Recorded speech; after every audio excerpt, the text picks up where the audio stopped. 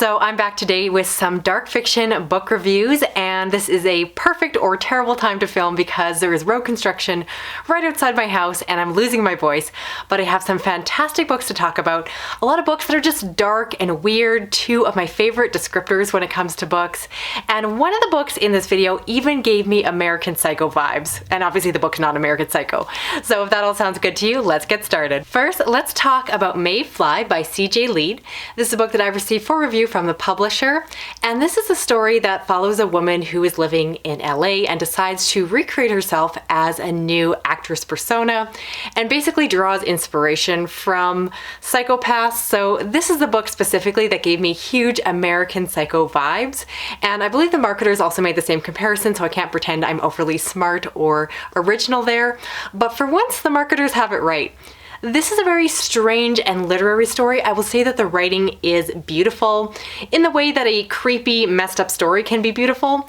The writing definitely has a literary quality to it, and I just found it to be very sharp and concise and pleasing to my taste when it comes to prose. As for the story, I'll be honest, it kind of moves around. I don't want to use the word meandering because I don't think that's quite right. Instead, it's just a very fluid plot, and so if you're someone who just likes a very simple, concise story, this one might not be very satisfying.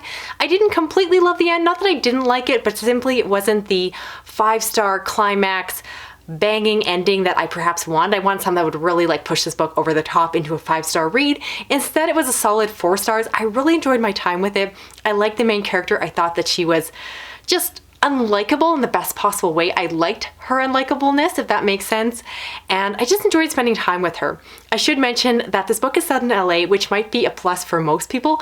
I happen to hate stories set in LA. This is my first time reading a book set in a city that I actually liked. For whatever reason, Los Angeles just does not appeal to me. I don't really love that culture, that persona, that style, everything about the city and the people who live there. No offense if you're from there. I don't like the stereotypes around it. So I've read several books placed in the city and I typically give them 2 stars. So the fact that I liked the story despite where it is set really speaks to the quality of it. And I should explain that in the way it reminded me of American Psycho is the fact that you have a very unlikable character who has money and influence, and so much of the story just talks about the LA culture and just his character talking about everything that I find so obnoxious about LA, I'll be honest. And so in this case it worked because I felt like the author was playing into that. Just like how you're not supposed to love all the name brand dropping that happens in American Psycho, this one has a similar feel to that. So if you love those aspects of American Psycho, I think you'll enjoy this one as well because it's definitely a dissection of Hollywood. But if you don't love those aspects, well, you may not love this one as much as I did.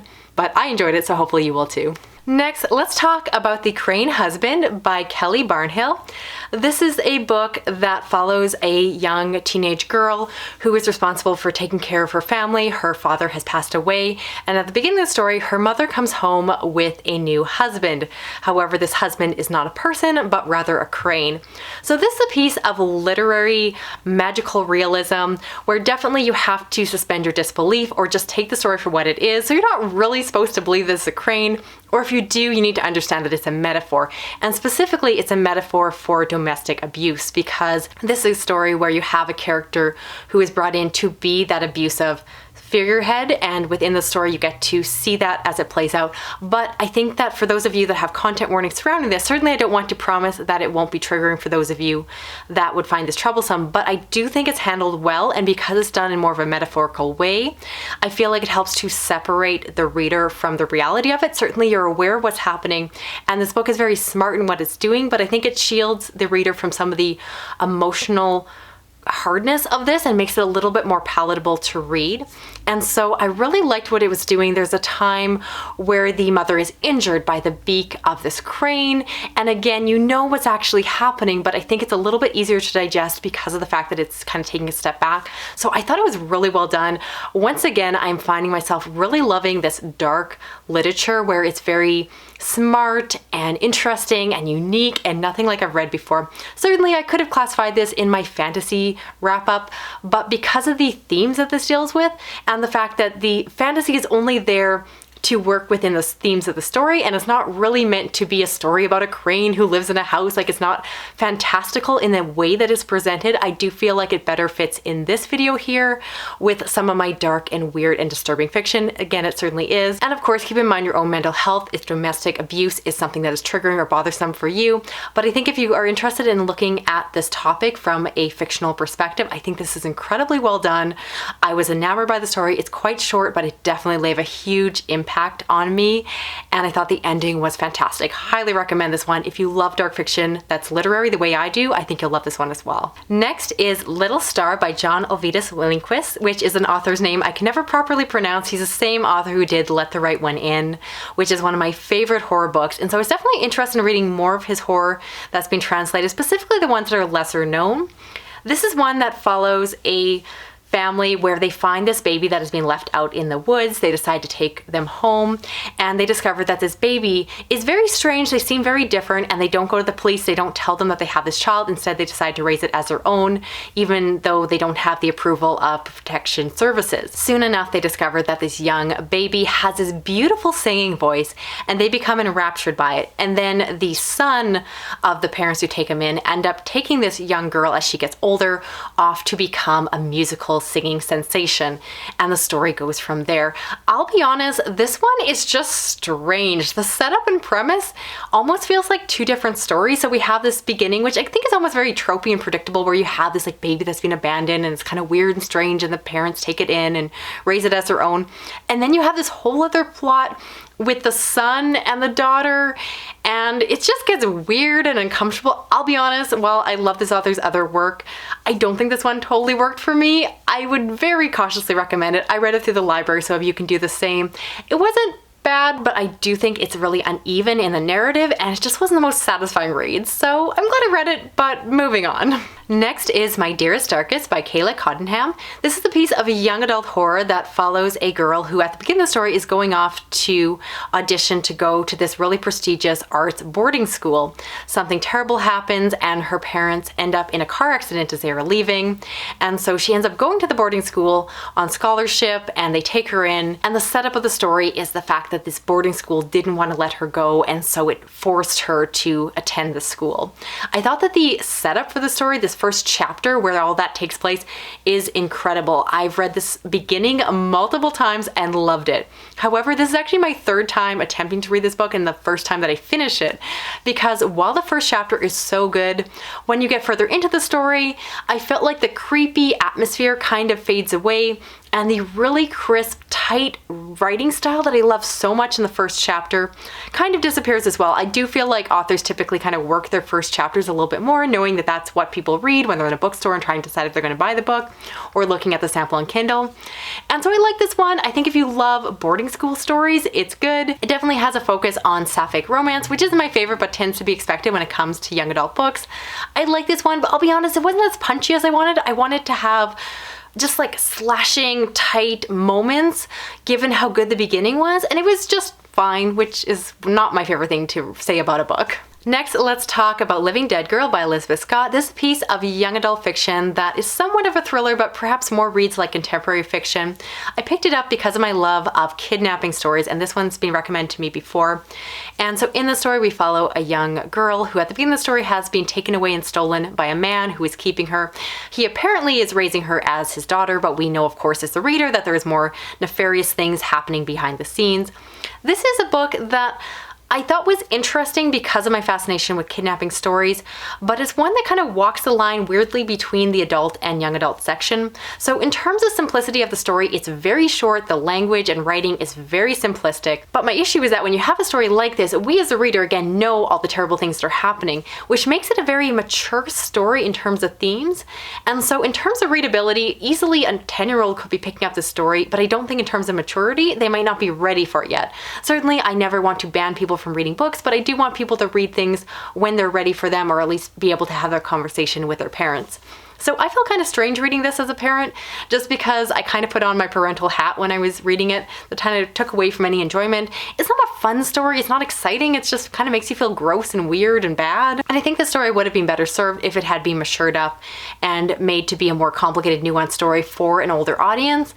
but instead it was just simple, and I feel like there are better stories that have handled similar subject matters in more complex, nuanced ways. Next, let's talk about Consent by Vanessa Springora. This is a nonfiction piece. It's a memoir that was originally written in French because the author's from France, and she tells her story because as a young girl, her mother encouraged her to have this, let's call, relationship with an older man. She was under the age of consent. I think she was about 12, 13 when this all started, and this was an older man who was an artist, and because of his status in the art world, for some reason, culturally, it was considered to be somewhat acceptable for him to be preying on this young girl.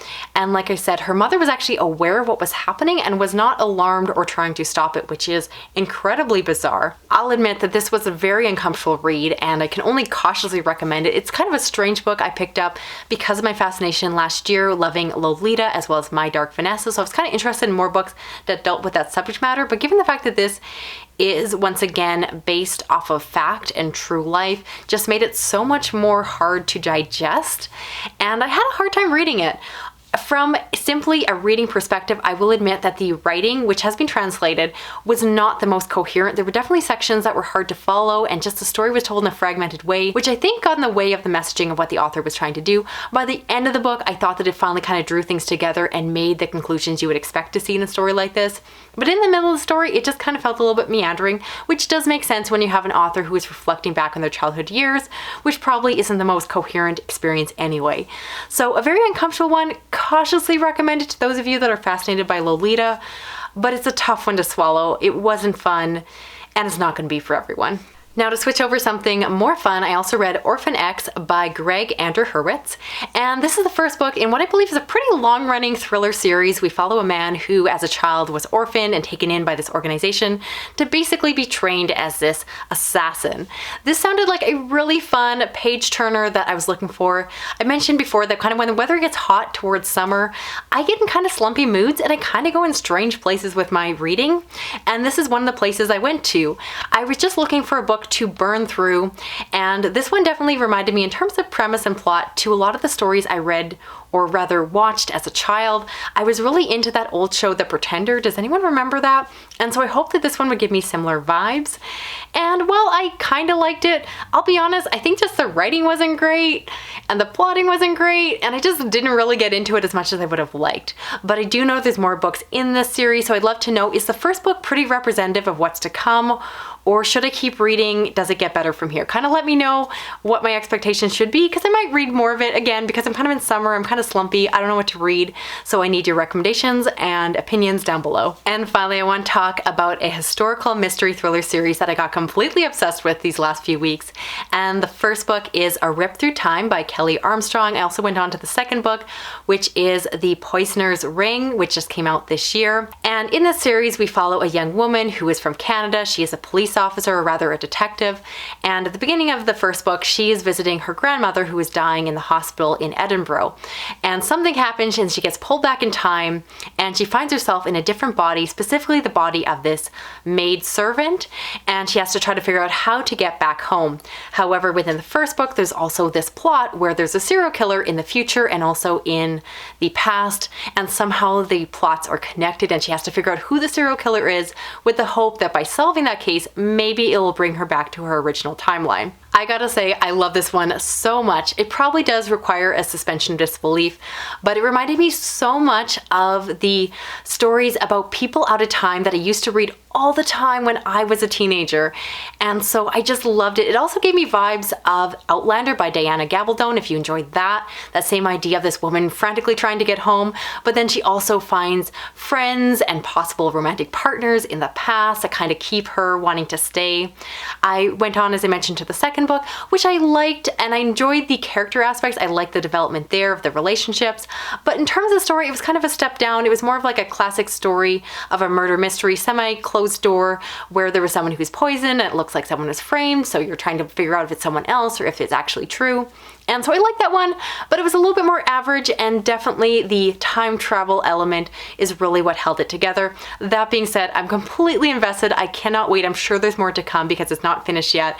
And like I said, I'm a sucker for these out of time stories. If you have any recommendations for something that sounds similar, that's not Outlander, I would love to hear your recommendations down below because I had so much fun. I did the second book on audio, and I gotta say, I've never enjoyed washing my windows so much because I was listening to this book at the same time. I did not want to stop. I washed all my windows, which I've never done in the spring before, so that was a nice bonus. So that's it for this wrap up here. I'd love to hear of the books I talked about. Are there any that you're planning on checking out for yourself, or perhaps some that you're trying to avoid? I'd love to know if you have any recommendations for me in terms of dark literary fiction, because I'm definitely in the mood for that, as well as books about people out of time. If you're new to my channel, I do read a lot of horror, thriller, science fiction, fantasy, and other dark fiction, and if you want to help me out with this video here, you can give me a thumbs up, share it around online, drop an emoji, even if it's just a knife or something murdery like that. That all sounds great. And if you want to help me out more, you can hit that little notification bell. That way you never miss a video from me. Thanks so much for watching. I'll talk to you again soon. Okay, bye-bye.